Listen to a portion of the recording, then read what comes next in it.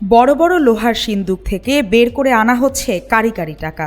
বস্তায় ভরে এসব টাকা নেওয়া হচ্ছে মসজিদের দ্বিতীয় তলায়।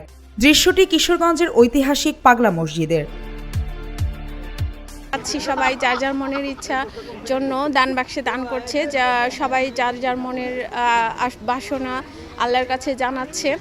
সব জায়গা থেকে আল্লাহকে পাওয়া যায়, তবে এখানে আসাটা একটু ভিন্ন অর্থ। শনিবার সকাল 7টার দিকে জেলা প্রশাসন ও সেনাবাহিনীর ঊর্ধ্বতন কর্মকর্তাদের উপস্থিতিতে মসজিদের নিচতলায় বিভিন্ন স্থানে থাকা দান সিন্দুকগুলো একে একে খোলা হয়। এরপর প্লাস্টিকের বস্তা ভর্তি টাকা নেওয়া হয় দ্বিতীয় তলায়। মেঝেতে ঢেলে শুরু হয় টাকা গণনার কাজ। প্রতি 3 মাস পর পর দান বাক্স খোলা হয়। এবার 3 মাস 27 দিন পর দান সিন্দুকগুলো খোলা হয়েছে। দান সিন্দুকে মিলেছে 35 বস্তা টাকা। আমি ঢাকা নারায়ণগঞ্জ থেকে এখানে এসেছি পাগলা মসজিদে আমার মনের ইচ্ছা পূরণ করার জন্য। এখানে হিন্দু মুসলিম সকল মানুষই আসে তাদের মনের ইচ্ছা পূরণ করার জন্য।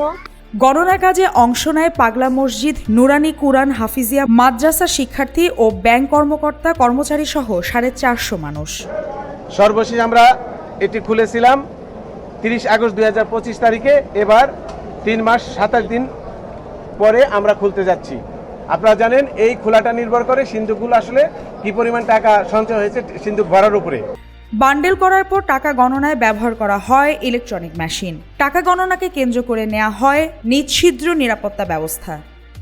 আমরা 30 আগস্ট 2025 তারিখে খুলেছিলাম, তখন টাকার পরিমাণ ছিল 12,09,37,220 টাকা, যা গণনা শেষে রূপালী ব্যাংক মসজিদের অ্যাকাউন্টে জমা করা হয় এবং প্রাপ্ত স্বর্ণ সহ অন্যান্য দ্রব্য এবং ডলারগুলো জেলা প্রশাসনের ট্রেজারিতে জমা রাখা হয়।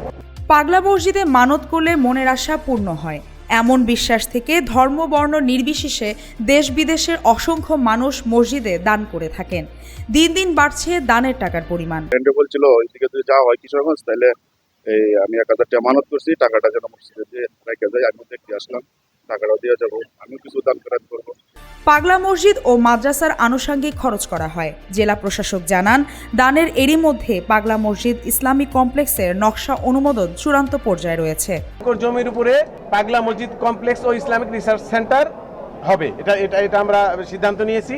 জনশ্রুতি আছে, কিশোরগঞ্জ শহরের হারুয়া ও রাখুয়াইল এলাকার মাঝ দিয়ে প্রবাহিত নরসুন্দর নদীর মধ্যবর্তী স্থানে জেগে ওঠা চরে এক আধ্যাত্মিক পাগল সাধকের আস্তানা ছিল।